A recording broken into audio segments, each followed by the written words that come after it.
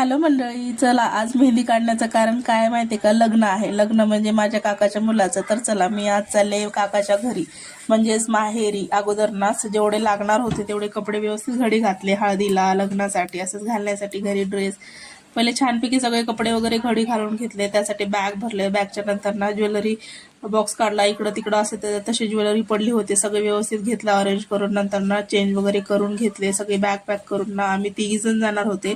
पुण्यापासून काकाचं घर ना 2-2.5 तासाचं आहे, खूप काही जास्त लांब नाही. नंतर आहो आले होते आम्हाला सोडायला, उबर बुक केली होती. माहेरी जाताना एका काळजाच्या तुकड्याला पाठीमागं सोडून जावं लागते, ते म्हणजे हजबंड. त्यांना आहोला बाय बाय केलं. नंतर आम्ही बस स्टॉपला गेलो स्वारगेटच्या. एवढी गर्दी होती जास्त खूप.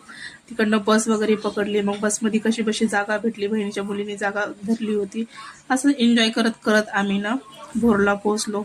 हे पहा, छकुलीची मेहंदी किती छान वाटेल. चला भेटूया पुढच्या ब्लॉगमध्ये. Bye bye.